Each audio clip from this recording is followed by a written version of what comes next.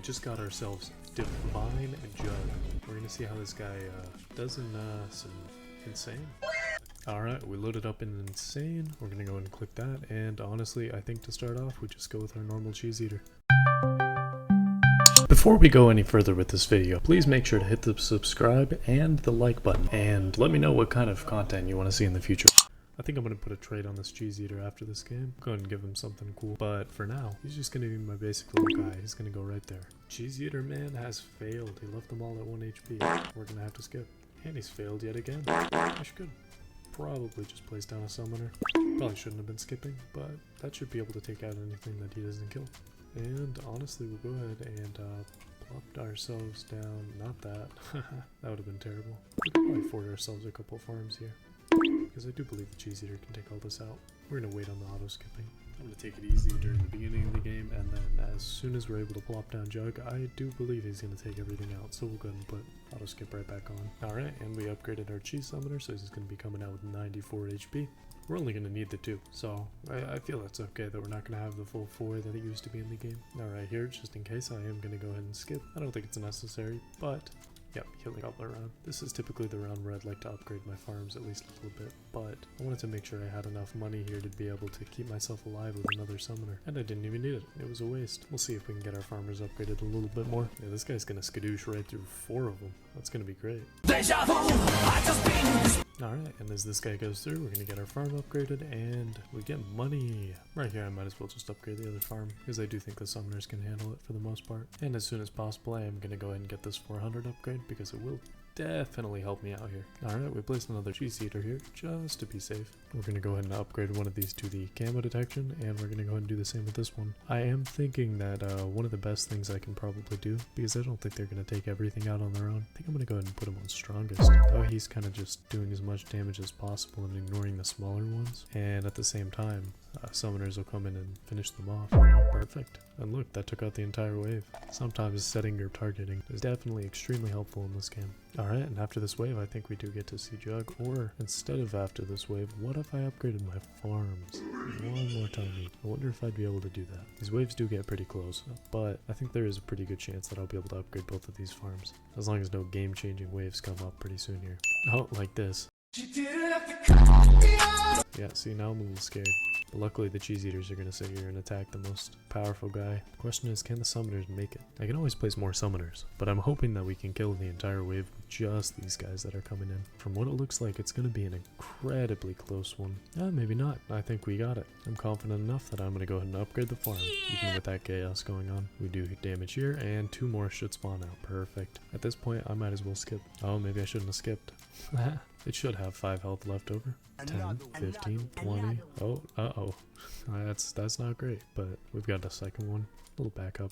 And now we have a Jug. So I'm wondering how much bigger the range is going to be with this Divine, because normally right here it would reach around this corner, but even unupgraded, yeah, it doesn't seem like it changes all that much. But look at that. Its range is slightly higher, its damage is slightly higher, it's 3 more damage. It's attacking 0.03 faster. Is it really all that big of a change? I mean, maybe. Right now it doesn't feel like it's attacking all that much faster, but this isn't exactly the one that's all that scary. I don't know how to explain it, but the left path attacks every 0.1 seconds, while the right path typically attacks every, I believe, 0.2 seconds. So it's definitely going to be interesting seeing the difference in how fast, how much faster they attack, and whether it's really worth it. Because right here, it's looking like it's doing a lot better than it would if it wasn't Divine. I mean, for obvious reasons, but here I'm going to go ahead and get one right here and get it camo. I could have upgraded the farm and relied on the cheese summoners, but I don't think I'm going to do that. I think I'm just going to play it safe. I think for this game, I've been saying I am going to instantly need these things upgraded.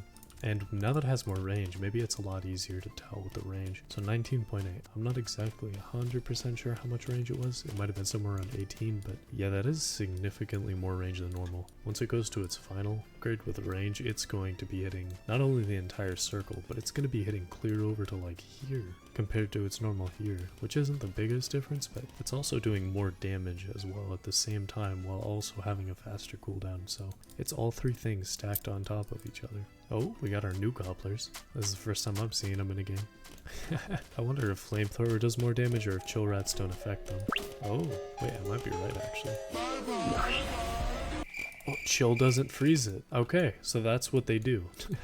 Nobody confirmed that for me, so I wasn't 100% sure, but now we know. Chill rat does not freeze anymore, at least on those guys. It's not going to make biggest difference, but it's definitely good to know. We're going to go ahead and leave this guy here because I do believe that he is going to reach this entire circle once he's fully leveled up, fully upgraded, if you will, especially with the extra range. We're going to go ahead and get that there, and we're going to go ahead and get one right here as well. I believe these three should be able to take on the entirety of everything once they're on the left path. And now we're just going to save up. If I need to, I can always upgrade their path for 80 damage, and we'll see it go from 80 to probably like 89, somewhere around there. It's going to be a decent amount of damage for sure. Might be 88, 89, anywhere from there. Alright, and here we're definitely going to need to get that upgrade just to make sure we can destroy all the camo guys. They're a little bit scary, and we're going to go ahead and get this upgrade right here. What wave is it? 21. Okay, we need to be ready for wave 23. It's going to be... These are not going to cut it at all for the 1,500 health enemies. Although we might be able to make enough money on time to be able to get both. But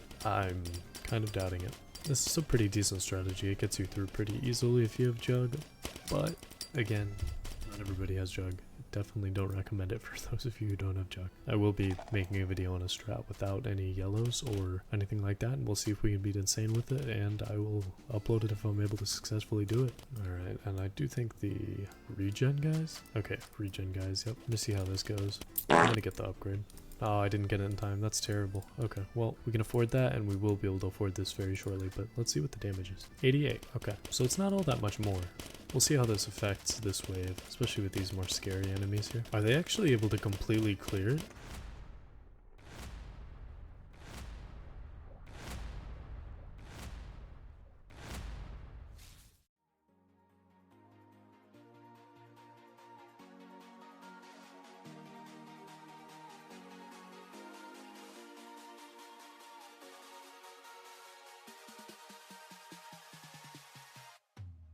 They were able to take it out like it was nothing. Let's go and get the left path and see how that goes. So with 0.2 it goes to 0.18, and then with its 135 damage right away, that is instantly going to go to 149. So it's doing about 14 more damage, which doesn't sound that crazy, but that's every 0.18 seconds. So that's actually kind of insane, especially on a unit like Jug.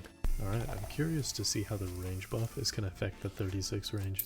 39.6. That's literally insane. That doesn't even matter where you put Jug here anymore. No matter what, it's going to hit the entire circle. That is literally broken. Jug is already broken enough on his own, but look at that range. Here we're going to go ahead and get this upgrade. And let's see how this goes. 0.09. So it only attacks 0.01 faster. I mean, it's a very small cooldown on its own, so it makes sense. 15 range hitting this entire area here, as well as 149 damage. I mean, nothing's getting past this guy. They found a way to buff units in this game without really buffing the units themselves, just putting something on them. Alright, we're going to go ahead and save up for the 78,000 upgrade, because that, oh my god. Did you see that? It just got annihilated, eviscerated, absolutely destroyed. They don't exist anymore, not at all. But anyways, as I was saying, I'm going to get the 78,000 upgrade to see how the 180 gets affected. He's going to be hitting for close to 200 damage. It might just be 200 damage, maybe a little bit less. Which, honestly, that's going to go from 1,800 DPS to about 2,000 DPS, definitely making it a lot better for those AoE clumps. And what's even better about it is that's without even having a DJ buff. Like, on Endless, if a teammate is just sending you money the entire game. Typically have some empty slots, so they can bring things like Chill Rat, they can have Cheese Eater for the beginning if the Jug isn't able to get upgraded in time. And finally, a unit like DJ. I mean, DJ will buff it, we'll see how much extra damage it does. Those are the type of things. Anyways, it goes to 198. That's incredible. That's just, it doesn't seem like much, but it really is. Because again, he is attacking so much faster. I don't even need to upgrade these guys or these. These are going to completely carry me throughout the entire game. Look at this. I'm just wondering if they're going to be able to kill the boss. I didn't really bring anything for boss killing. But like, look at this. 20,000 health gone. The second they split, they're dead anyways. We'll go ahead and get this. And this one's got 308 damage.